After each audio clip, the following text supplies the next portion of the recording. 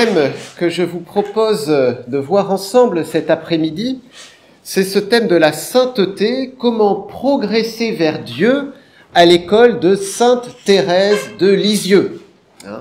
Voilà, nous sommes tous appelés à la sainteté, mais c'est vrai que parfois on peut se dire « oulala, sainteté, pas pour moi ». Voilà, peut-être pour d'autres, mais pas pour moi. Bon, pourtant le Concile Vatican II a bien rappelé qu'on était tous appelés à cela, et sans doute qu'il y a une figure qui peut nous aider sur ce chemin, une figure que nous aimons bien, la petite Thérèse, Thérèse de Lisieux. Nous savons que elle a quand même une voie simple d'accès, en tout cas qui est vraiment pour tous, et on va essayer de se mettre un peu à son école pour essayer de grandir, faire un pas de plus vers la sainteté. Alors, évidemment, si vous voulez approfondir, y a un livre, voilà, très bien, Progresser vers Dieu, que j'ai publié il y a 1 an, où j'essaye de développer un certain nombre de choses que je vais évoquer ici. Je crois d'ailleurs, c'est parce que vous m'avez vu présenter ce livre sur KTO, du coup vous avez eu l'idée, voilà, de m'inviter ici à cette aumônerie de Sainte Périne. Alors, un peu en guise d'introduction, vous voyez, 2 petits points. Premier point, c'est quel est mon regard sur la sainteté, quel est mon regard sur la sainteté? On disait à l'instant, oui, on peut avoir ce réflexe de se dire, la sainteté, c'est pas pour moi. Mais du coup, qu'est-ce qui n'est pas pour moi? C'est sûr que si c'est faire des mortifications comme il y a une dizaine de siècles, dans un contexte très différent, oui, c'est sûr que c'est pas pour moi. Enfin, c'est même pour personne parmi nous. Voilà. Après, il y a aussi des vocations particulières. Nous ne sommes pas tous appelés à être des mères Teresa. C'est pas pour autant que nous ne sommes pas appelés à essayer d'aimer notre prochain, et puis ici en particulier d'aider ceux qui sont malades, qui sont en fin de vie, voilà. Donc ça c'est une première chose. Et d'ailleurs quand on demande à Jésus qu'est-ce qu'il faut faire pour aller au ciel, il répond observe les commandements, non? Et les commandements qui se résument en 2 grands commandements: aimer Dieu de tout son cœur, toute son âme, toute sa force, toute son intelligence, et aimer son prochain comme soi-même. On pourrait dire que la sainteté, ce n'est rien d'autre que ça. Aimer Dieu et son prochain, mais pas de façon tiède, de façon qui se perfectionne de jour en jour. Devenir saint, on pourrait dire que c'est apprendre à aimer. Et une deuxième chose en guise d'introduction, c'est que cette sainteté, elle n'est pas binaire. Vous voyez, si on dit que la sainteté, c'est en lien avec la qualité de notre amour pour Dieu et pour le prochain, l'amour, il n'est pas binaire. J'aime, j'aime pas. Alors ça va pour, je sais pas moi, pour les épinards, peut-être. Mais quand on aime quelqu'un, c'est j'aime un peu, beaucoup, passionnément, à la folie. Pas du tout. Bon, mais vous voyez, il y a comme des degrés. Bienvenue. Il y a des degrés. Et nous savons bien que entre personnes, nous avons besoin de renouveler aussi notre amour et de le faire grandir. Et que si on cherche pas à le faire grandir, souvent d'ailleurs, il recule. Donc vous voyez une dimension dynamique et une dimension de croissance. Sainteté, c'est pas binaire, je suis saint, je suis pas saint, mais c'est plutôt comment est-ce que je chemine vers la sainteté, comment je chemine vers une perfection de la charité, de l'amour. Alors, un premier point, je vais juste me sortir une montre pour voilà, être... Voilà. Alors, un premier point qui me semble essentiel, vous avez... quelques éléments sur la feuille de route qui vous a été distribuée. Premier élément, c'est que Dieu nous aime. Vous allez me dire, mais c'est pas le sujet. Parce que la sainteté, ça serait d'aimer Dieu et son prochain. Pourquoi il nous parle de Dieu qui nous aime? En fait, nous ne pouvons aimer que si nous prenons conscience que Dieu nous aime. C'est la première lettre de Saint Jean, chapitre 4. Quant à nous, nous aimons parce que Dieu nous a aimés le premier. Si grandir dans la sainteté, c'est se rapprocher de Dieu, c'est l'aimer davantage, si on pense que Dieu n'est pas tellement aimable, que Dieu ne s'intéresse pas à moi, je veux pas tellement avoir envie de cheminer vers lui. Hein? Et puis même pour l'amour du prochain, on sait bien que c'est pas toujours facile, mais que le Seigneur nous y appelle. Si c'est juste un ordre comme ça venu d'en haut, c'est pas très attractif. Hein? Voilà. Donc vous voyez, le premier fondement, c'est vraiment de prendre conscience que Dieu nous aime. Hein? Si on n'a pas conscience de cela, on va pas cheminer vers lui, on va pas chercher à progresser, on va être le strict minimum. Ah ben moi j'ai tous mes tampons, hein, j'ai été baptisé, confirmé, première communion, voilà, tous mes tampons. Hein. Mais Dieu, oui, il est dans les nuages. Et... Non, voilà. Par contre, si c'est quelqu'un avec qui j'ai une relation, si c'est quelqu'un avec qui j'ai une relation intime, eh bien évidemment, j'ai envie de l'aimer davantage, de progresser vers lui. Vous voyez, hein? Voilà. Et ça, vous voyez, c'est pas quelque chose qui est évident. On peut savoir intellectuellement que Dieu nous aime, mais il faut l'intégrer. Hein? Surtout que le gros problème, c'est que depuis le péché originel, nous avons une suspicion sur Dieu. Comment le diable tente Adam et Ève? Dieu vous a dit, vous allez manger d'aucun des fruits des arbres du jardin. Bon, il vous a dit ça parce que il sait bien que si vous en mangez, vous allez devenir comme des dieux. Et donc, sous-entendu, il veut pas. Et donc, il se méfie de vous. Donc, il vous a un peu menti. Et donc, vous voyez, hein? Et l'adversaire n'hésite pas d'ailleurs à mentir, parce que Dieu n'a pas dit, d'ailleurs c'est ce que va répondre Ève, mais non, il n'a pas dit de manger d'aucun des fruits d'aucun des arbres du jardin, mais de tous sauf un. Voilà. Mais voilà, suspicion. Vous voyez, il y a une suspicion qui est par rapport à Dieu, qui entre à partir du péché originel. Et tous nous avons un peu cette suspicion sur Dieu. Est-ce que Dieu serait si bon que ça? Hein? Voilà. Avec ce qu'on voit, bon, la souffrance, tout ça, est-ce que Dieu serait si bon que ça? Et donc, vous voyez, on a besoin de remettre au premier plan cet amour de Dieu, parce que si Dieu n'est pas si bon que ça, s'il est dans le ciel un peu méchant, un peu sadique, oui, je fais le strict minimum, et puis voilà. Donc non, se rappeler, et pas que se rappeler, expérimenter que Dieu est bon. Là, la petite Thérèse, elle peut, je crois, nous aider.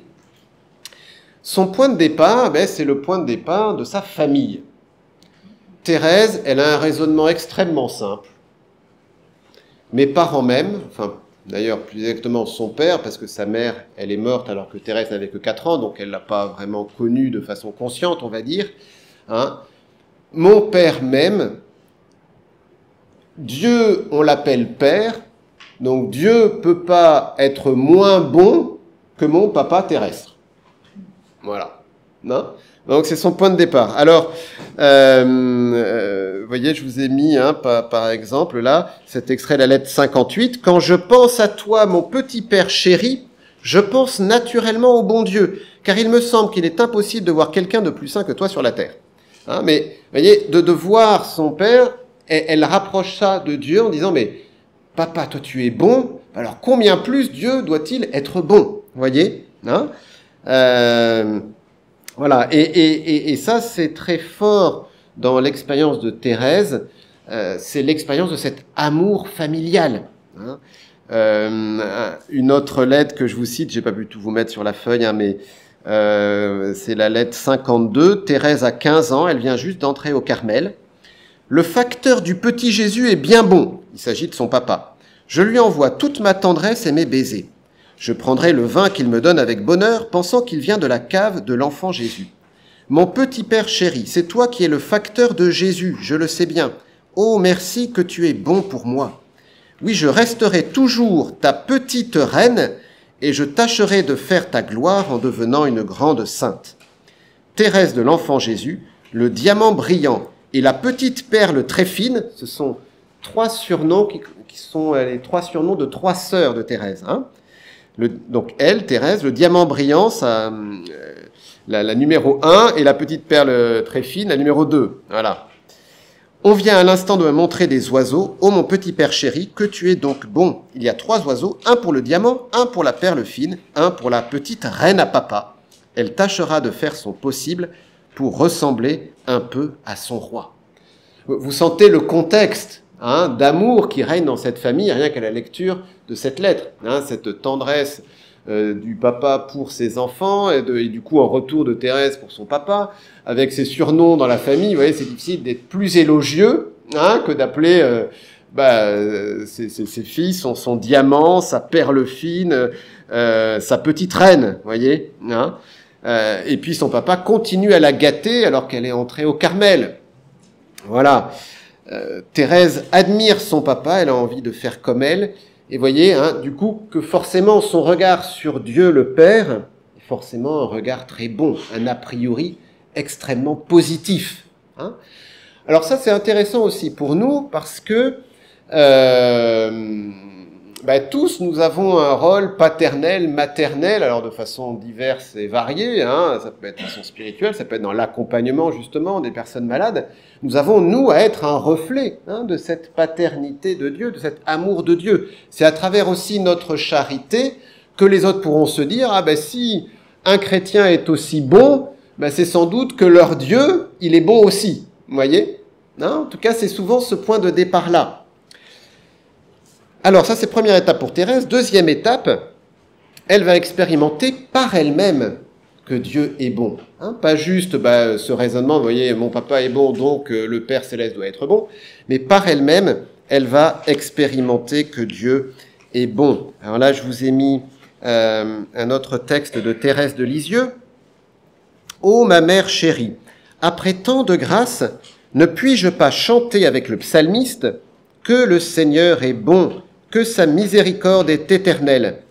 Il me semble que si toutes les créatures avaient les mêmes grâces que moi, le bon Dieu ne serait craint de personne, mais aimé jusqu'à la folie, et que par amour, et non pas en tremblant, jamais aucune âme ne consentirait à lui faire de la peine. À moi, il a donné sa miséricorde infinie, et c'est à travers elle que je contemple et adore les autres perfections divines. Alors toute ma paresse rayonnante d'amour, la justice même, et peut-être encore plus que tout autre, me semble revêtue d'amour. Quelle douce joie de penser que le bon Dieu est juste, c'est-à-dire qu'il tient compte de nos faiblesses, qu'il connaît parfaitement la fragilité de notre nature. De quoi donc aurais-je peur ? Ah, le Dieu infiniment juste, qui daigna pardonner avec tant de bonté toutes les fautes de l'enfant prodigue, ne doit-il pas être juste aussi envers moi, qui suis toujours avec lui ? Vous voyez comment Thérèse, là, elle expérimente par elle-même cette bonté de Dieu. Je veux chanter avec le psalmiste, sa miséricorde est éternelle, le Seigneur est bon. Alors là, il y a quelque chose qui peut nous aider à prendre conscience que Dieu nous aime. Eh bien, c'est ce qu'on appelle la gratitude, l'action de grâce, savoir dire merci. On est extrêmement fort pour voir tout ce qui ne va pas. Et le meilleur moyen pour déprimer, vous savez lequel c'est de regarder en boucle les informations. Vous choisissez le média, la télévision, la radio, Internet. Vous regardez ça en boucle. Voilà, moi je peux vous dire qu'en confession, en accompagnement, il y a des gens qui deviennent quasiment fous avec ça, à écouter plusieurs heures par jour les informations.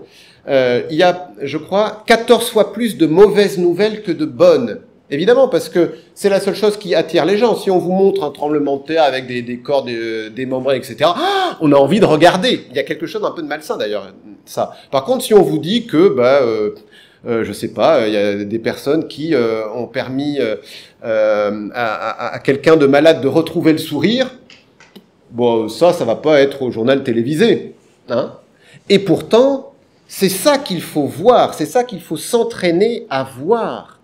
Et donc, de s'efforcer de le voir, et ce qui permet de l'intégrer en nous, eh bien, c'est de le savourer, c'est de dire merci. Merci au Seigneur pour cela. Je crois que tous les soirs, nous pouvons prendre quelques minutes, vous voyez, pour remercier le Seigneur pour au moins 3 belles choses que nous avons vécues. Des grandes, mais des petites. Sachons voir aussi les petites. Et ça peut être, j'ai eu ma correspondance de métro sans attendre. J'ai pu m'asseoir dans le métro. Merci Seigneur. Plutôt que de ronchonner parce qu'il y a encore quelqu'un qui, dans le métro, machin. Non, mais j'ai pu m'asseoir. Ben voilà, merci Seigneur. Vous voyez, il faut qu'on change notre regard. Il faut qu'on change notre regard pour qu'on s'entraîne à voir l'action de Dieu dans le monde. Il y a un mensonge que cherche à nous faire croire l'adversaire, c'est qu'il n'y a que du mal dans le monde. Mais c'est un mensonge. Il y a du bien dans le monde.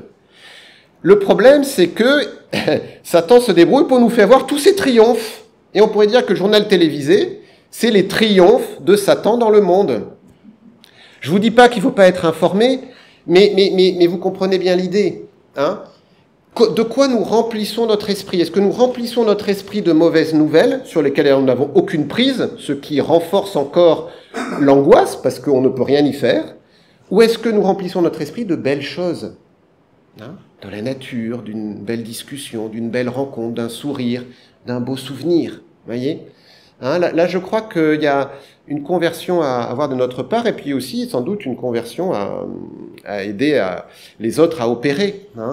Voilà, en tout cas, vous voyez, Thérèse de Lisieux, elle écrit « Histoire d'une âme » pour remercier le Seigneur. Pas pour faire la liste de « je suis malade, ma sœur, elle m'embête, la prieure, elle est extrêmement pénible, mon père, il est mort alors qu'il était dans un hôpital psychiatrique, alors que... » Non, pour chanter les miséricordes du Seigneur. Voilà. Donc, entraînons-nous à chanter les miséricordes du Seigneur. Même dans nos prières, vous voyez, de quoi sont composées nos prières? Est-ce que ce sont juste des demandes, des plaintes, ou est-ce qu'il y a aussi la louange? Ça ne veut pas dire qu'il ne faut pas demander. Mais vous voyez, dans le Notre Père, il y a des demandes en particulier du pain de chaque jour, mais la première demande, c'est que ton nom soit sanctifié, que ton règne vienne. Donc quelque chose qui concerne Dieu, qui concerne sa grandeur, qui concerne finalement la joie et la bonté que Dieu veut répandre dans le monde. Vous voyez? Voilà. Donc première étape de Thérèse, Dieu peut pas m'aimer moins que mon papa. Ensuite, elle expérimente par elle-même que Dieu est bon. Et ensuite, elle renverse un peu la perspective. C'est Dieu qui, par excellence, est le Père très aimant, et nous avons à être à son image. Voilà, alors là je vous ai mis un autre texte, la lettre 138 à sa tante. Ces peines m'ont appris à connaître mieux les trésors de tendresse cachés dans le cœur des parents chéris que le bon Dieu m'a donnés. Le plus beau chef-d'œuvre du cœur de Dieu, c'est le cœur d'une mère.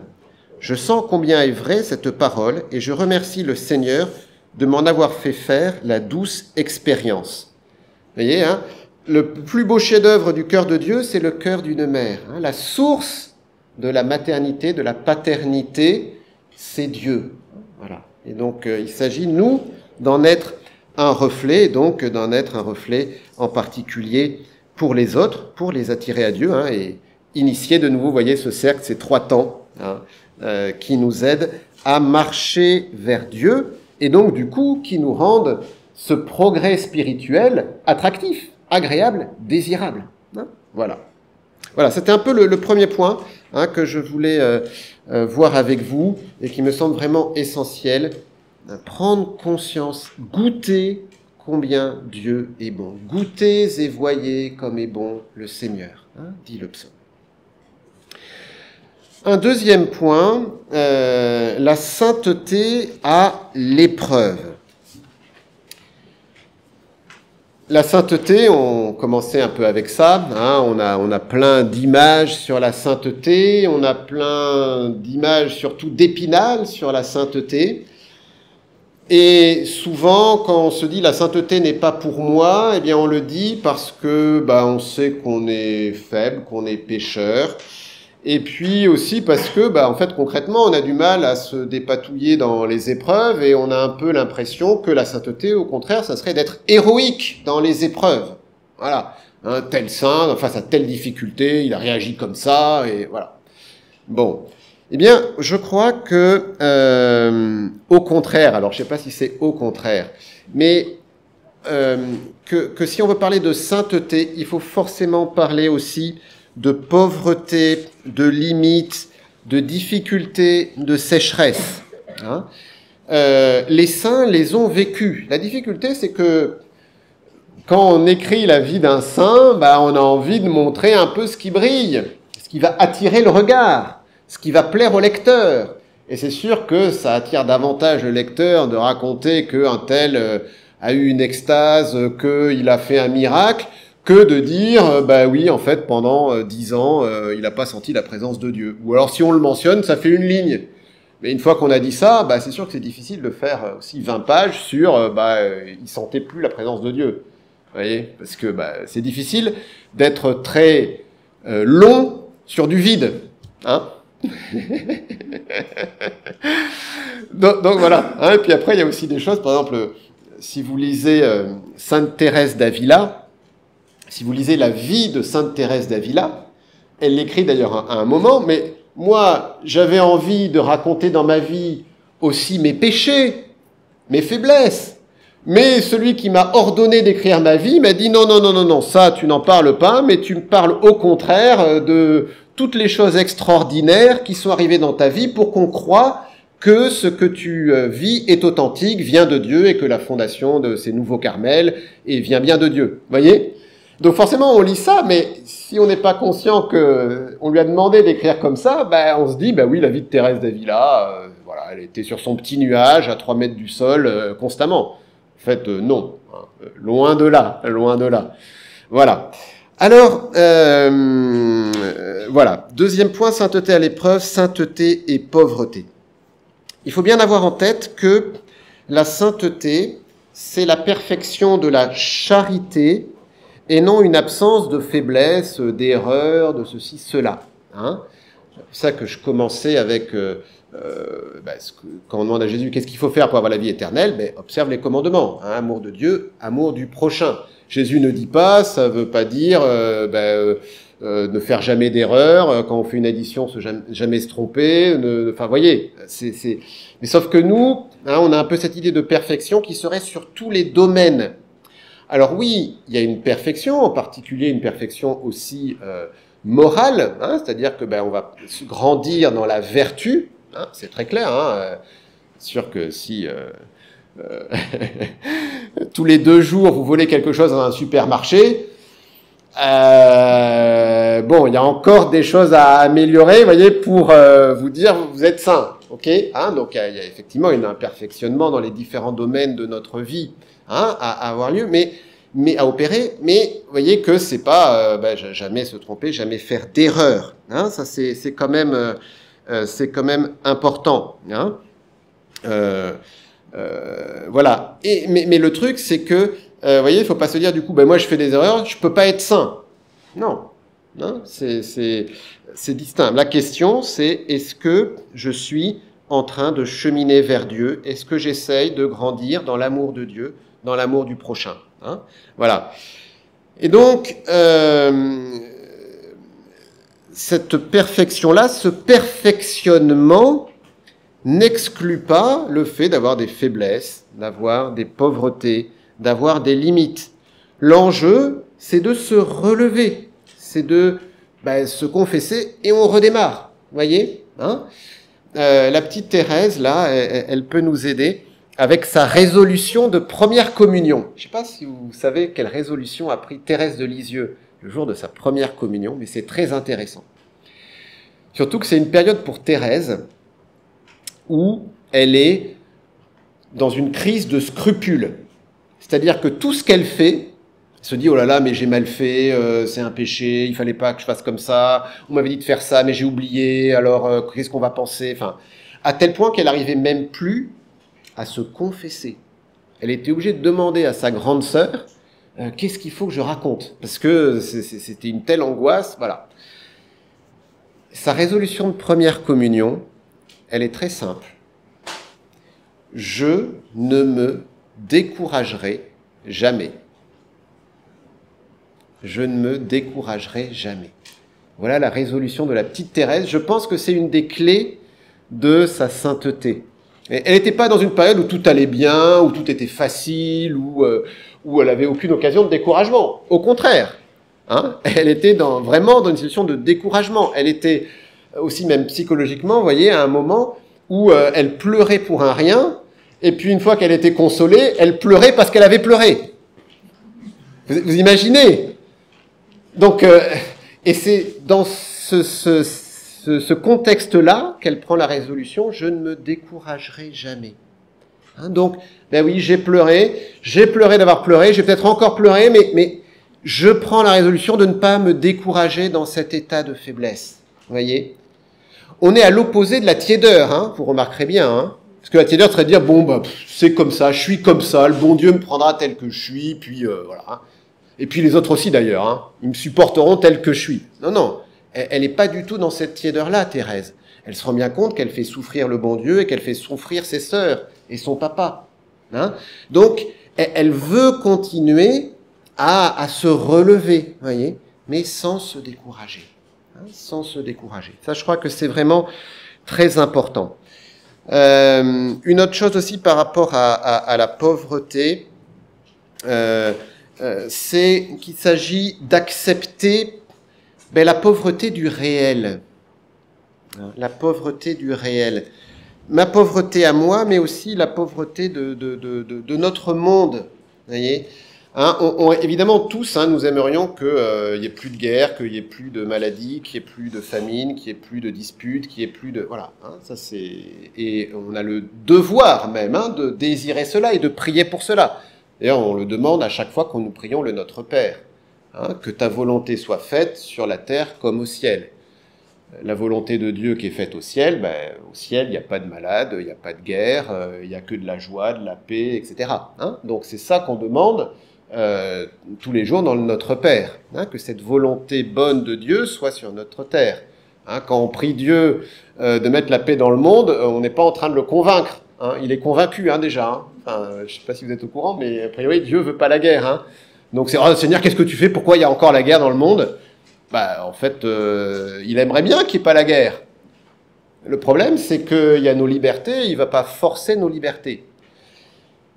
Et donc, il ne force pas la liberté d'un Poutine, il ne force pas la liberté d'un terroriste, il ne force pas, voilà. Parce qu'il donne à chacun le temps de se convertir. Hein. Si Dieu tuait tous ceux qui commettent des péchés, hein, ce qui est parfois notre rêve hein, d'ailleurs, hein, les gens qu'on n'aime pas, on aimerait bien que Dieu les supprime, comme ça. Alors, bon...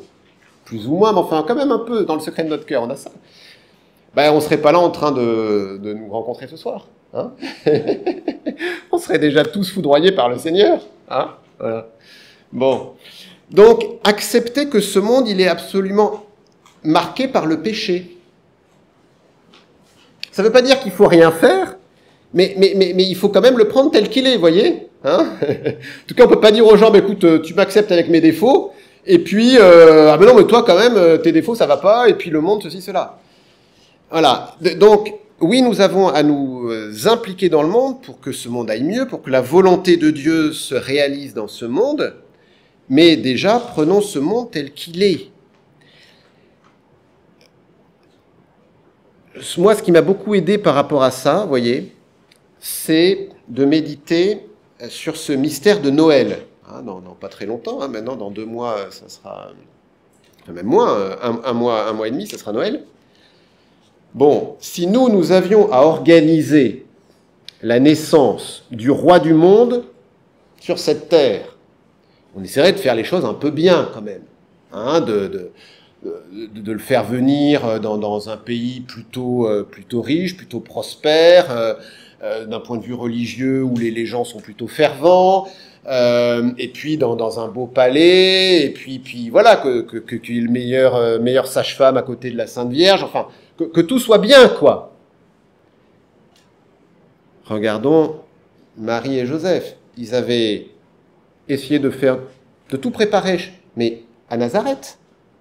C'est sûr que si la naissance avait eu lieu à Nazareth, sans doute que, selon leurs moyens à eux, ça aurait été pas mal. Mais sauf que c'est pas à Nazareth. Il faut partir à Bethléem. Hein. Alors, sur un âne, moi je suis pas spécialiste en âne, mais il n'y a pas des coffres très grands sur les ânes. hein, surtout si en plus vous mettez une femme enceinte dessus. Hein. Donc ce qui fait que le beau berceau en bois qu'avait dû préparer Saint Joseph avec beaucoup d'amour, tous les linges, tous les machins, tout ce qu'ils avaient pu préparer, bah, en gros, ils ont pris un sac à dos, quoi.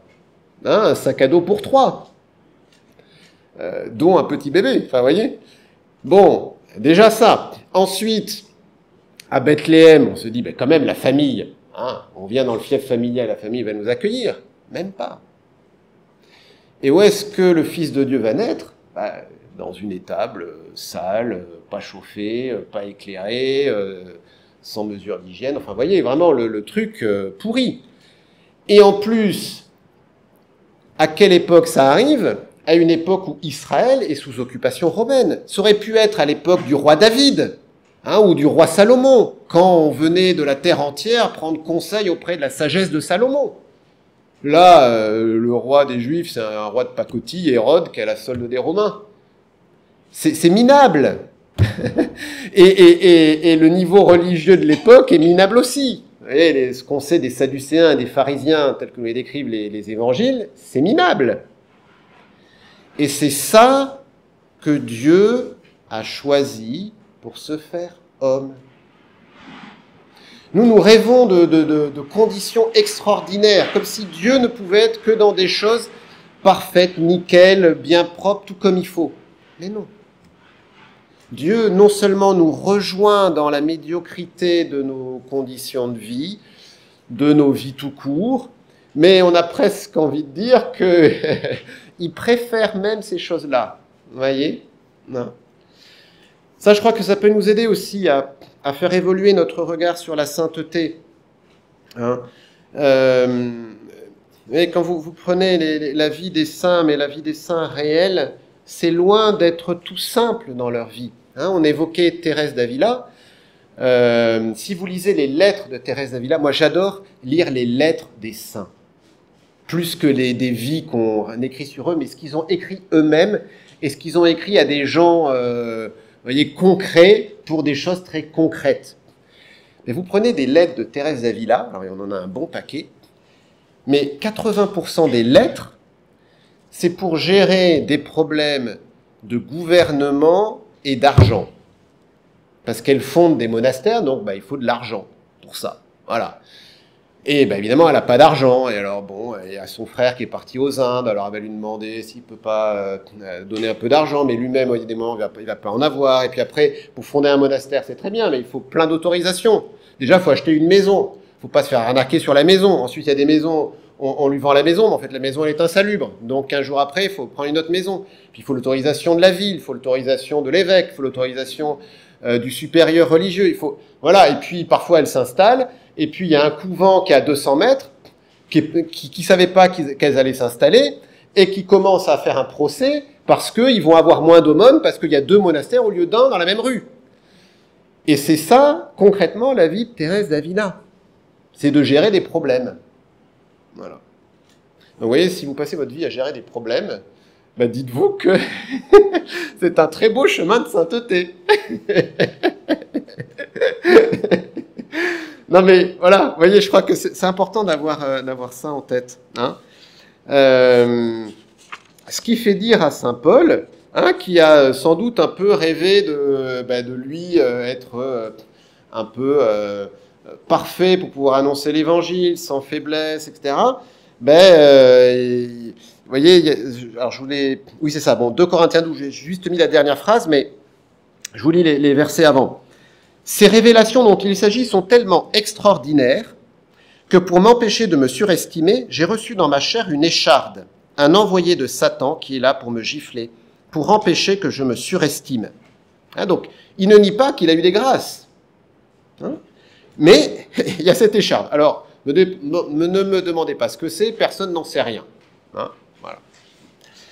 Par 3 fois, j'ai prié le Seigneur de l'écarter de moi. Et il a raison, hein, parce que c'est sûr que il y a des choses qui potentiellement peuvent nous empêcher d'aimer Dieu, d'aimer notre prochain. Donc c'est légitime de vouloir en être libéré. Hein, c'est sûr. Hein, bon. Mais il m'a déclaré, ma grâce te suffit, car ma puissance donne toute sa mesure dans la faiblesse. C'est donc très volontiers que je mettrai plutôt ma fierté dans mes faiblesses, afin que la puissance du Christ fasse en moi sa demeure. C'est pourquoi j'accepte de grand cœur pour le Christ les faiblesses, les insultes, les contraintes, les persécutions et les situations angoissantes, car lorsque je suis faible, c'est alors que je suis fort.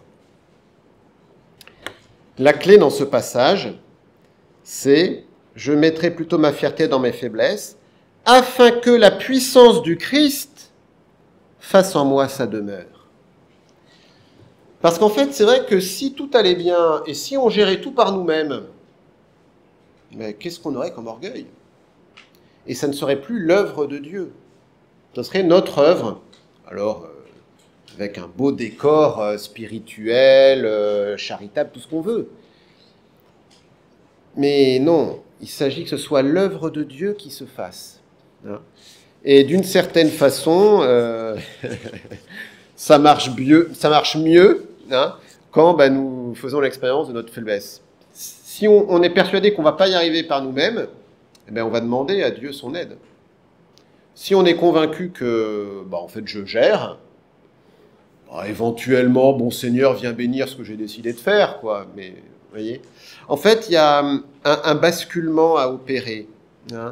C'est de passer de « moi, je fais ça, j'ai réfléchi, j'ai décidé, j'agis, et Seigneur, viens bénir mon action ».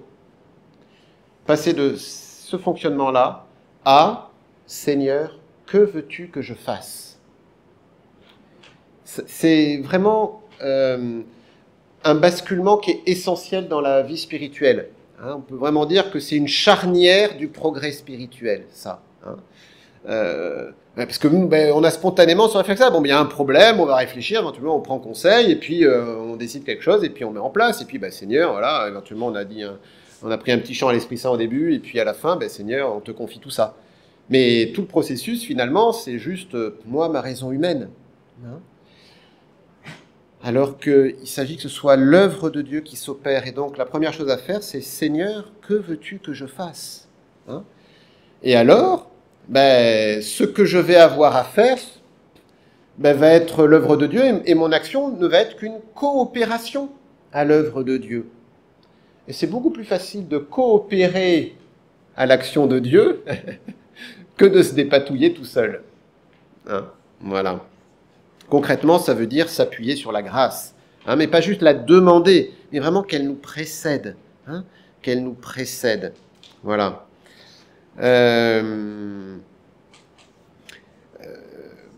Alors, ça, vous voyez, c'est vraiment ce basculement de Thérèse qui fait l'expérience de sa pauvreté, que par elle-même, elle ne peut pas devenir une sainte, et donc elle veut trouver un moyen quand même d'être sainte, et elle ne va pas se résoudre à la tiédeur, et c'est là où elle découvre l'ascenseur.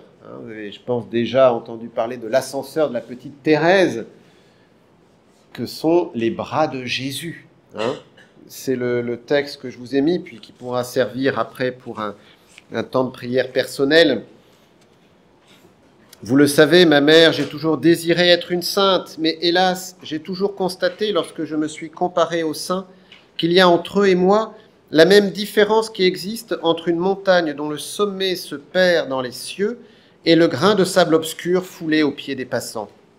Au lieu de me décourager, je me suis dit, le bon Dieu ne saurait inspirer des désirs irréalisables. Je puis donc, malgré ma petitesse, aspirer à la sainteté. Me grandir, c'est impossible. Je dois me supporter tel que je suis avec toutes mes imperfections. Mais je veux chercher le moyen d'aller au ciel par une petite voie bien droite, bien courte, une petite voie toute nouvelle. Nous sommes dans un siècle d'invention. Maintenant, ce n'est plus la peine de gravir les marches d'un escalier. Chez les riches, un ascenseur le remplace avantageusement. Moi, je voudrais aussi trouver un ascenseur pour m'élever jusqu'à Jésus, car je suis trop petite pour monter le rude escalier de la perfection. Alors j'ai recherché dans les livres saints l'indication de l'ascenseur, objet de mon désir, et j'ai lu ces mots sortis de la bouche de la sagesse éternelle, « Si quelqu'un est tout petit, qu'il vienne à moi. » J'ai continué mes recherches, et voici ce que j'ai trouvé. Comme une mère caresse son enfant, ainsi je vous consolerai. Je vous porterai sur mon sein, et je vous balancerai sur mes genoux. Ah, jamais paroles plus tendres, plus mélodieuses ne sont venues réjouir mon âme. L'ascenseur qui doit m'élever jusqu'au ciel, ce sont vos bras, ô Jésus. Pour cela, je n'ai pas besoin de grandir. Au contraire, il faut que je reste petite, que je le devienne de plus en plus. Thérèse ne se décourage pas, elle ne sombre pas dans la tiédeur. Au contraire, elle continue à avoir son dynamisme, son élan, mais elle change de point d'appui. Elle change de point d'appui. C'est pas moi qui vais faire les choses, c'est je vais me laisser porter par Jésus. Me laisser porter par Jésus. Et pour ça, eh bien, il faut accepter de rester petit. Dans un autre passage, la lettre 197, alors je ne voulais pas citer là, mais... Si, voilà, c'est de l'autre côté. Voilà, l'autre côté. Elle développe ça. Comprenez que pour aimer Jésus et être sa victime d'amour, plus on est faible, sans désir ni vertu, plus on est propre aux opérations de cet amour consumant et transformant. Le seul désir d'être victime suffit, mais il faut consentir à rester pauvre et sans force, et voilà le difficile. Le véritable pauvre d'esprit, où le trouver? Il faut le chercher bien loin. Voilà. Le difficile, c'est d'accepter cette pauvreté du réel, ma pauvreté en moi, et de l'accepter à tel point que je vais en faire un tremplin pour m'appuyer non plus sur moi, mais sur Dieu. Ça, je crois que c'est vraiment une clé pour le progrès spirituel. Prendre acte de ce qui est et de ce que je suis, mais ne pas m'y résigner, mais en faire un tremplin pour m'appuyer sur le Seigneur. Je ne sais pas si vous avez remarqué, mais dans ces textes de Thérèse, il y a un mot qui revient, c'est le mot « désir ». Et elle a même écrit, là c'était le texte de l'ascenseur, Dieu ne saurait inspirer de désirs irréalisables. Alors, ça c'est un point qui est aussi important, c'est qu'il s'agit de distinguer désir et idéal. Parfois, nous disons que pour avancer, pour faire quelque chose de grand dans notre vie, on a besoin d'idéaux. Et que sans idéal, en fait, on reste dans son canapé. Bon. Alors, c'est pas faux, mais j'attire juste votre attention sur le fait que, même dans le mot idéal, il y a essentiellement le mot idée. Et qu'une idée, par définition, c'est quelque chose qui n'est pas le réel. Alors évidemment, le but, c'est que cette idée puisse se réaliser. Mais une idée, c'est d'abord quelque chose de conceptualisé. Et donc de quelque chose où, assez facilement, j'introduis une notion de perfection, comme moi j'ai décidé que ce serait parfait d'ailleurs. Ça ne veut pas dire que c'est parfait en soi, mais enfin, en tout cas, voilà. Pour moi, c'est ça la perfection. Et d'ailleurs, si on faisait ça, le monde serait sauvé. D'ailleurs, c'est souvent un peu ça. Pourquoi on ne fait pas ça? Si on faisait ça, ça irait tellement mieux. Voilà. Donc, j'ai cet idéal. Le problème, c'est que l'idéal, justement, il est un peu déconnecté du réel. Je tends vers lui, et d'une certaine façon, je ne pourrai jamais complètement l'atteindre. Parce que moi, je suis dans un réel, et un réel imparfait. Un réel où il y a du mal, où il y a du péché, où il y a des contingences dans l'espace, dans le temps, avec différentes personnes, des libertés qui sont en interaction, etc. Je ne suis pas juste dans une équation mathématique. Voilà. Et voilà. Et donc de faire attention à ça, parce que si on est juste dans des réflexions sur des idéaux, sur des idées, en fait, il peut y avoir un peu une tentation du découragement, parce que forcément, assez vite, je vais me rendre compte que je ne peux pas y arriver. Qu'il y a toujours quelque chose qui est plus loin. Qu'il y a toujours quelque chose qui va m'empêcher d'eux. D'ailleurs, je peux devenir très aigri d'ailleurs, parce que je veux ça, mais c'est déconnecté du réel. Donc je peux être découragé, je peux devenir aigri, je peux, voire même d'ailleurs dans certains cas, avoir une double vie. Parce que cet idéal, je l'ai tellement proclamé haut et fort, que du coup, je suis obligé d'en montrer au moins la façade pour pas paraître hypocrite.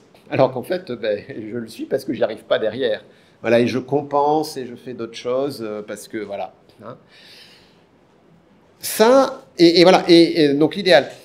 Et en fait, une autre façon, je pense, d'arriver à un résultat même meilleur et qui garde ce dynamisme, c'est cette notion de désir, hein, voilà, qu'évoque Thérèse de Lisieux et qu'on a aussi dans la Bible. Dans la Bible, enfin, à ma connaissance, hein, on ne parle pas tellement d'idéal. Par contre, on parle de conversion. Hein, Jésus ne dit pas, voilà, définissez votre idéal de perfection et puis atteignez-le. Il nous dit, soyez parfaits comme votre Père Céleste est parfait. Ok, mais concrètement, cette perfection, c'est chaque jour de prendre sa croix, de le suivre, c'est de chaque jour se convertir, c'est de chaque jour essayer d'avancer. Vous voyez ? C'est ça, c'est le chaque jour, le pas de plus que je peux faire, mais à partir de là où je suis. Vous voyez ? Non pas à partir d'un idéal qui est loin, mais à partir de là où je suis. Et je garde ce dynamisme parce qu'il y a un désir en moi. Alors là, on ne parle pas de tous les désirs qui peuvent me traverser, voilà, hein, d'acheter le dernier pull, machin, je ne sais pas trop quoi. Mais vraiment le désir le plus profond qui est en moi et que Dieu a mis. Vous voyez, dans Thérèse de Lisieux, là, Dieu ne saurait inspirer de désirs irréalisables. Et donc de se poser la question, quels sont les grands désirs, les désirs les plus profonds qui sont en moi et qui du coup correspondent à ce que je suis. Et ce sont ces désirs-là qui vont me mettre en marche, qui vont me mettre en route, et du coup qui vont m'aider à cheminer vers la sainteté. Mais du coup à partir de ce que je suis, et non pas à partir d'une idée. Vous saisissez un peu la nuance, hein ? Je pense que c'est vraiment quelque chose d'important. Vous voyez, la sainteté, c'est pas de cocher des cases, c'est d'être ce qu'on est appelé à être. Et c'est cette phrase de Catherine de Sienne que Jean-Paul II aimait bien répéter, surtout aux jeunes. Si vous êtes ce que vous devez être, vous mettrez le feu au monde entier. Voilà. Il s'agit d'accomplir sa vocation la plus profonde. Et donc de voir quels sont ces désirs que Dieu a mis en moi. Hein ? Pour ça d'ailleurs que la jalousie, il n'y a rien de plus stupide dans la vie spirituelle, parce que quand bien même mon voisin serait saint ou serait sainte, ma sainteté n'est pas celle du voisin et de la voisine. Hein ? Voilà. Vouloir imiter quelqu'un, c'est être sûr de passer à côté de sa propre sainteté. Et ça marche même d'ailleurs avec les saints. Les saints sont donnés comme exemple, mais non pas pour faire du copier-coller. Hein, c'est qu'il y a sans doute, chez telle ou telle figure de sainteté qui me parle, un élément ou plusieurs, hein, mais des éléments qui me rejoignent moi. Mais il y en a d'autres, non, j'ai pas à les imiter. Vous voyez, nous parlons là de Thérèse de Lisieux, mais on va pas devenir carmélite. Hein, d'ailleurs, pour les hommes, ça serait un peu compliqué. Hein. Vous voyez, hein, donc, être ce qu'on est appelé à être soi-même, on pourrait dire. Hein, voilà, être soi-même.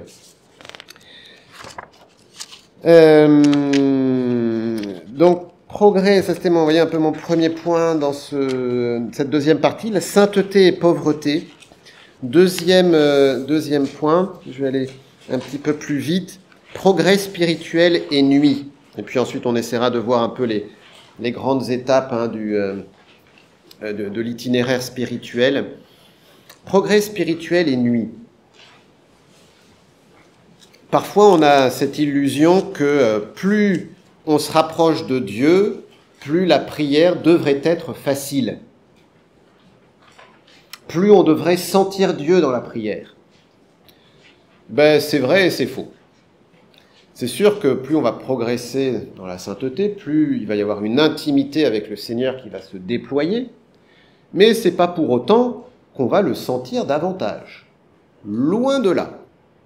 Et en fait, il y a une étape de la vie spirituelle, même plusieurs étapes, voilà, qu'on appelle des nuits, où justement je ne vais plus sentir Dieu. Ça ne veut pas dire que Dieu s'est retiré, ça ne veut pas dire que je suis en train de revenir en arrière, ça veut dire au contraire que le Seigneur veut me faire aller encore plus loin. Alors, essayons de voir un peu ça, de dire un mot là-dessus, parce que je crois que c'est très important. Une première chose, c'est qu'il faut distinguer sentiment et action de Dieu. Vous me voyez, je vous vois, je pense que vous ne mettez pas en doute mon existence. Hein, voilà, je pourrais même vous serrer la main tout à l'heure si vous voulez. Voilà, donc, voilà, j'existe, vos sens vous disent que j'existe. Cependant, pour exister, j'ai pas attendu que vous me voyiez. Avant de venir ici, j'existais, pourtant vous ne me voyez pas. Ok, hein? Et quand je vais repartir tout à l'heure, vous ne me verrez plus, c'est pas pour autant que je vais cesser d'exister. Pour Dieu, c'est pareil. Pas parce que je ne le vois pas, que je ne le sens pas, qu'il n'est pas à mes côtés. D'autant plus que nous avons un corps. Mais Dieu, il est pur esprit. Alors ok, le Verbe s'est fait homme, c'est Jésus. Mais n'empêche que Dieu, dans sa divinité, c'est pur esprit. Donc un esprit, par définition, on ne peut pas le toucher, on ne peut pas le voir. Éventuellement, on pourrait ressentir un effet de son action s'il le décide ainsi. Mais il n'y a pas du tout de lien immédiat, direct, systématique entre le fait de sentir quelque chose et la présence de Dieu. Ce sont deux choses qui sont distinctes. Voilà. Donc c'est pas parce que je ne sens pas Dieu qu'il n'est pas là, et même, nous dit saint Jean de la Croix, c'est pas parce que j'ai un sentiment que j'interprète comme étant la présence de Dieu que Dieu est forcément là. Parce qu'on peut très bien, construire une certaine ambiance, on mettait, alors cette salle elle est pas mal, hein, mais voyez, on a une lumière un peu tamisée, petite bougie, petite musique, voilà, qui nous aide à la méditation, et puis ben, on se sent bien. Et c'est bien. Et on se dit, ah ben là, je me suis senti bien dans ce temps de prière, mais voilà, Dieu était là. Peut-être, mais peut-être aussi tout simplement que c'était juste ma sensibilité qui, dans ce cadre-là, m'a fait me sentir bien. Vous voyez, hein? Donc ça, c'est quelque chose d'important, hein, de vraiment distinguer sentiment et action de Dieu. Hein. Alors ensuite, il y a cette dimension des purifications.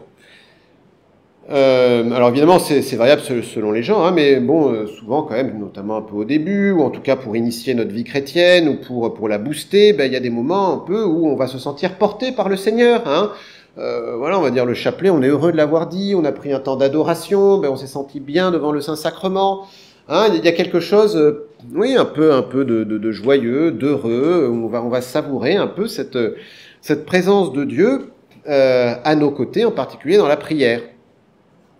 Mais le truc, c'est que, en fait, on va être content de cela, mais du coup, on va aimer Dieu davantage pour le cadeau qu'il nous fait que pour lui-même.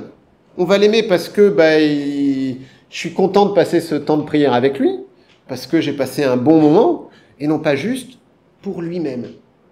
Et donc, on peut dire que Dieu va comme nous sevrer pour nous faire aller plus loin dans l'amour, pour qu'on puisse l'aimer pour lui-même et non pas juste pour les cadeaux qu'il nous fait.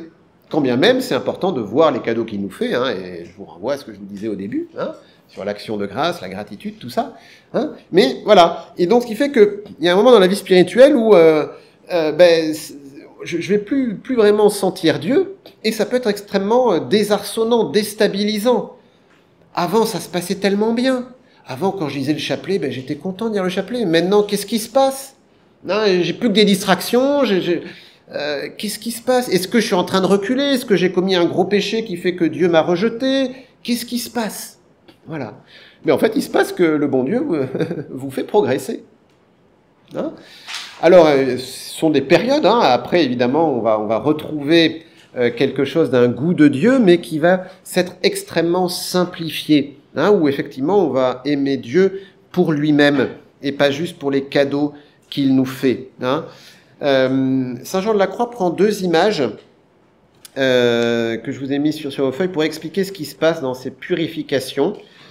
Alors, le premier paragraphe, c'était ce que je vous disais sur distinguer sentiment et action de Dieu. Deuxième paragraphe, il prend l'image du hibou. Vous savez, un hibou, il voit bien la nuit, mais le jour, bah, il est un peu ébloui.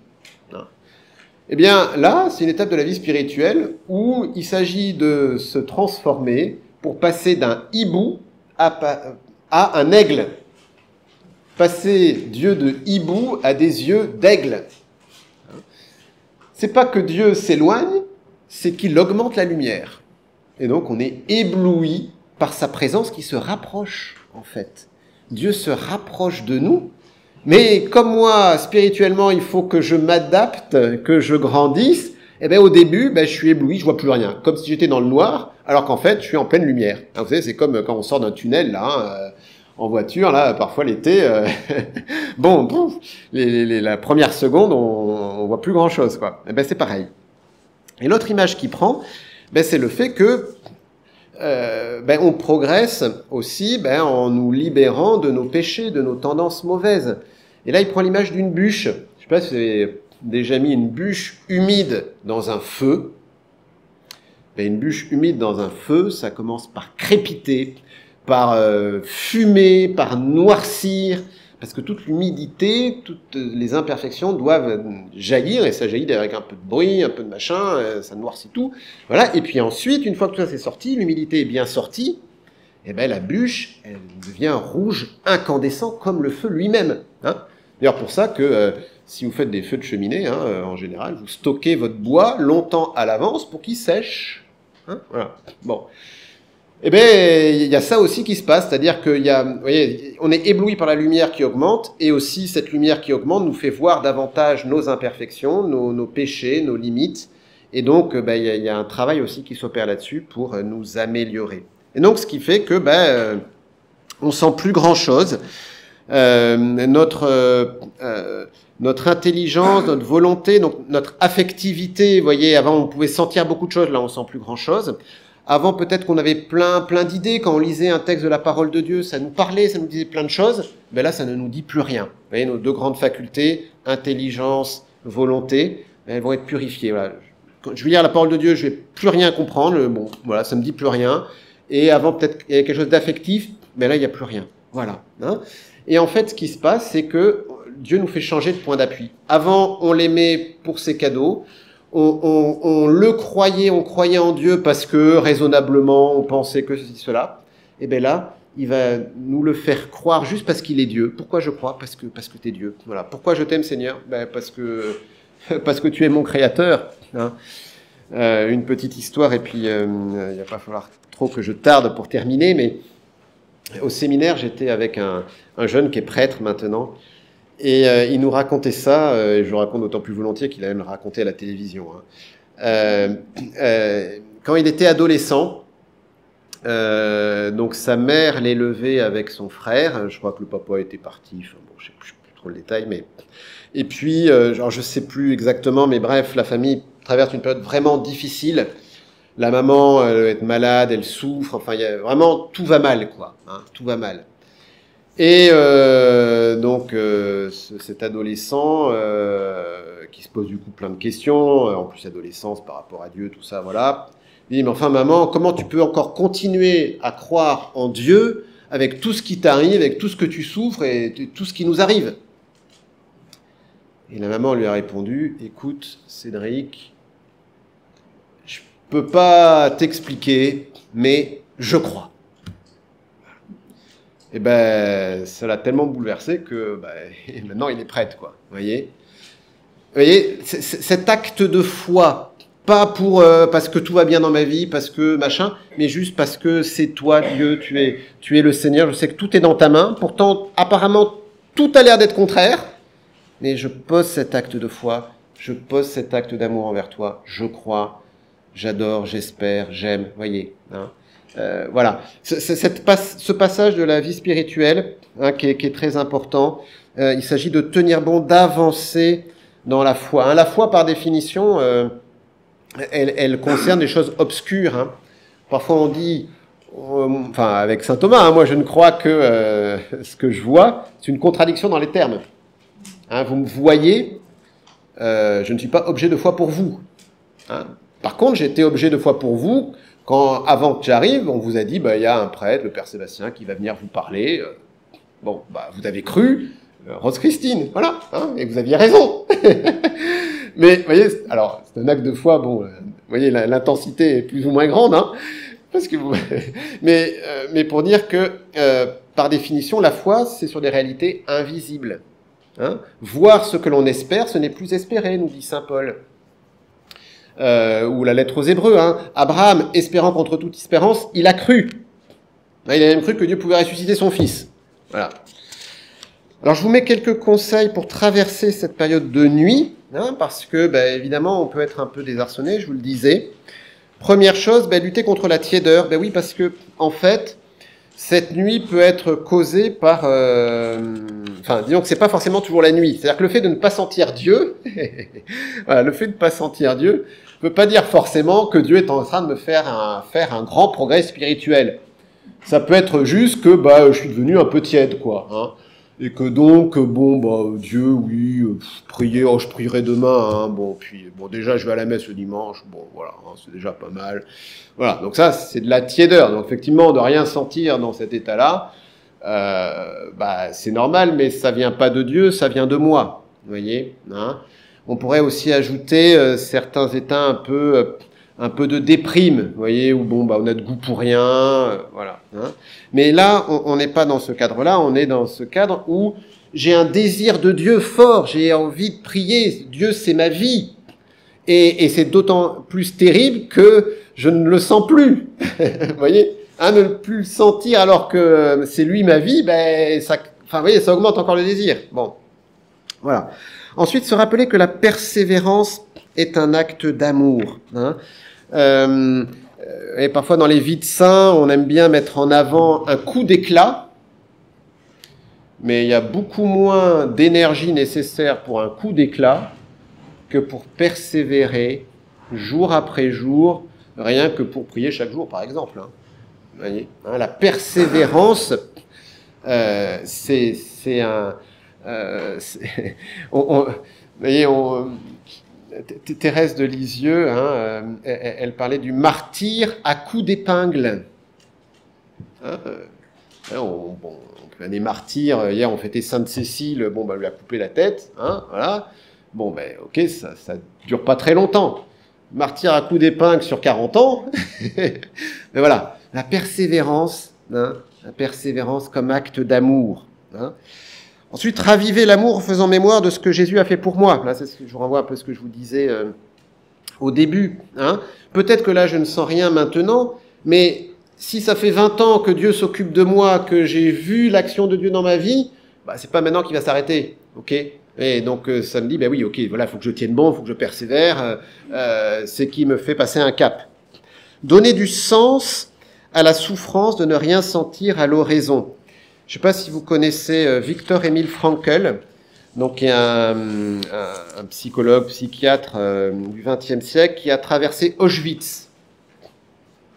Et il a constaté qu'en fait, ceux qui ont survécu à Auschwitz sont ceux qui arrivaient à avoir un sens à ce qu'ils vivaient, cette horreur qu'ils traversaient. Dire, mais non, moi, je continuerai à lutter pour que les Allemands n'aient pas le dernier mot, parce que ma femme m'attend, parce que... Voilà, il y avait un sens. Hein. Mais s'il n'y a plus de sens, finalement, voilà, on se laisse descendre. Hein. Et donc, si c'est peut-être plus dur dans la prière ou dans la charité ou dans tel ou tel aspect de ma vie, que je donne, y donner du sens. Donc, par exemple, je te l'offre pour, je sais pas, ma petite fille qui croit pas en Dieu, pour mon mari, pour les prêtres, pour l'Église, pour la paix dans tel endroit du monde, pour les chrétiens persécutés. Hein, hier, il y avait une veillée là au Sacré-Cœur pour les chrétiens persécutés dans le monde. Vous savez, c'est 1 chrétien sur 7 dans le monde qui est persécuté quand même. Hein. Voilà. Donc, de donner du sens pour la conversion d'un tel. Hein, et ça, vraiment, ça aide. Hein, ça aide à tenir. Ensuite, prendre conscience que la prière est la plus grande activité. Hein. Je vous mets ce passage de Thérèse de Lisieux, vous lirez, mais c'est très simple. Elle dit, Archimède a dit, donnez-moi un levier, un point d'appui, je soulèverai le monde. Ce qu'Archimède n'a pu obtenir, parce que voilà, spirituellement, c'est possible. Le point d'appui, c'est Jésus. Le levier, c'est l'oraison, c'est la prière. Il y a un bouquin qui est sorti il n'y a pas longtemps. devenir missionnaire ou évangéliser sans bouger de chez soi. Alors, ça ne veut pas dire qu'il ne faut pas bouger, mais ce que veut dire l'auteur, c'est que la première chose à faire si on veut évangéliser, si on veut faire découvrir l'amour de Jésus pour les gens, c'est d'abord de prier. Et ça revient à mon premier point. Si moi, je ne vis pas de cet amour de Dieu, si je n'ai pas une intimité avec le Seigneur, si je n'expérimente pas cet amour de Dieu, qu'est-ce que je vais annoncer au monde ? Voilà. Donc, la prière est la plus grande activité. Et puis, entrer dans la voie, petite voie d'enfant spirituelle de Thérèse, eh bien, je vous ai donné quand même un certain nombre d'éléments. Et puis, rester dans l'espérance, parce que ce n'est qu'une étape. Non ? Et après, c'est très beau, et encore plus beau. Pour terminer, quelques grandes étapes, les grandes étapes vers la sainteté. Alors, dans mon bouquin, je parle de 7 étapes. En fait, c'est parce que Thérèse d'Avila, elle parle d'un itinéraire en 7 étapes. Voilà, donc je m'appuie sur elle. Alors, je ne vais pas forcément tout vous détailler comme elle le fait, elle, les différentes demeures, etc. Voilà, bon, je ne vais pas trop déborder pour le temps. Mais je vais vous prendre juste une image qui n'est pas de Thérèse d'Avila, rien à voir. C'est l'image d'un bateau. Un bateau qui est dans un port. En fait, d'abord, c'est même une petite barque. La première chose à faire, c'est de monter dans la barque. Ça, c'est la première étape que nous décrit Thérèse d'Avila. C'est vouloir entrer dans cette aventure d'intimité avec le Seigneur. Première chose à faire. Mais c'est pas parce que je suis dans la barque que, pour autant, je deviens... je suis tout de suite en haute mer. Ensuite, il faut larguer les amarres, et puis, il faut commencer à sortir les rames. Voilà. Et ça, c'est la deuxième étape de la vie spirituelle, où je vais commencer à lutter et devoir travailler même assez dur pour mettre Dieu dans ma vie. Pour que ce ne soit pas je crois en Dieu, mais en fait ça ne change rien dans ma vie. Et concrètement, je vis comme si Dieu n'existait pas. Non, il faut que je vive comme si Dieu existait. Donc en fait, ça bouleverse pas mal de choses, en particulier dans notre monde, qui vit vraiment, lui, comme si Dieu n'existait pas. Donc il y a ce décalage, et donc ça coûte. Et là, vous voyez, typiquement, c'est l'étape de catéchumènes qui ont rencontré Jésus, mais qui ont un 180 degrés à faire dans leur vie, quoi, parce que, ils couchaient à droite et à gauche, ils sortaient tous les samedis soirs, machin, enfin bon, ouais, et puis, bref, il y a tout à mettre en ordre dans leur vie, voilà. Donc, et ça, c'est dur, et là, il y a un combat spirituel, Première étape, en fait, il n'y a pas de combat, parce qu'on vit comme tout le monde, on est dans le courant, voilà. Mais, à partir du moment où on a découvert cet amour de Dieu, et je pense que c'est vraiment une des clés pour pouvoir démarrer, découvert cet amour de Dieu, eh bien, voilà, on va lutter pour mettre Dieu dans sa vie, et paradoxalement, alors qu'on se rapproche de lui, qu'on le met davantage dans sa vie, c'est très dur, parce que, évidemment, l'adversaire ne veut pas cela. Troisième étape, troisième demeure, selon Thérèse d'Avila, c'est ce qu'elle appelle un peu le bon chrétien, on peut dire le bon catho, voilà. D'ailleurs, on peut commencer au troisième demeure. Une famille chrétienne, les enfants sont éduqués dans la foi, ça va comme de soi dans la famille, on démarre au troisième demeure. Troisième étape, voilà. Et là, on va à la messe le dimanche, on prie chaque jour, on essaye de faire le bien, on s'engage à droite et à gauche, on a intégré Dieu dans sa vie. Et là, vous voyez, le bateau, là, il est sorti du port, on avance, les rames, on les maîtrise bien, et ça roule, quoi. Voilà. Enfin, plutôt, ça vogue. Ça vogue, voilà. Et on avance, et on avance, et on avance, et plutôt bien, et plutôt vite. Quatrième étape, alors ça correspond à cette nuit que je vous décrivais. Bien là, le bon Dieu nous dit, écoute, c'est très bien de savoir ramer, mais tu sais, il y a quelque chose qui est dans ta barque, dans ton bateau, c'est qu'il y a une voile.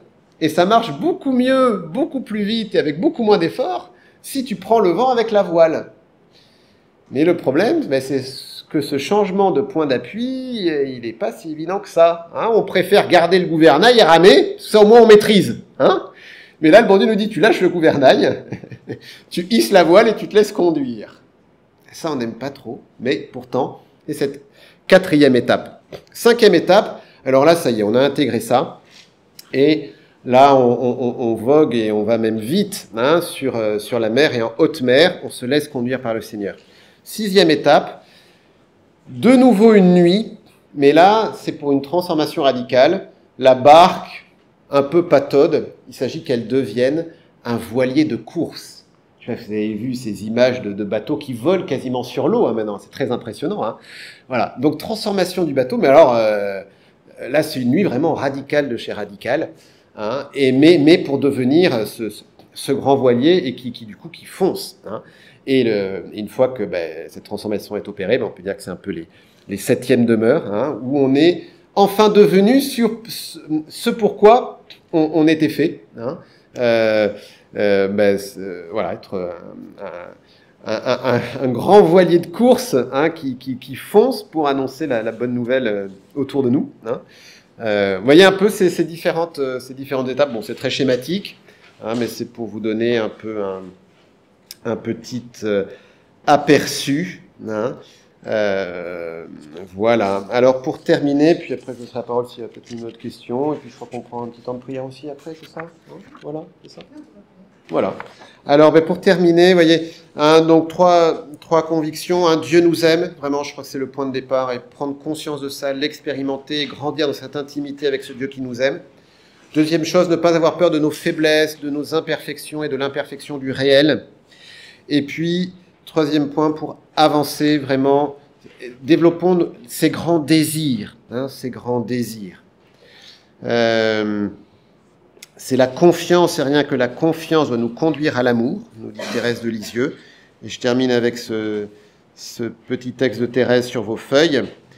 Ô Jésus, que ne puis-je dire à toutes les petites âmes combien ta condescendance est ineffable. Je sens que si par impossible tu trouvais une âme plus faible, plus petite que la mienne, tu te plairais à la combler de faveurs plus grandes encore, si elle s'abandonnait avec une entière confiance à ta miséricorde infinie. Alors que la petite Thérèse nous aide à cheminer et à grandir dans la sainteté. Amen.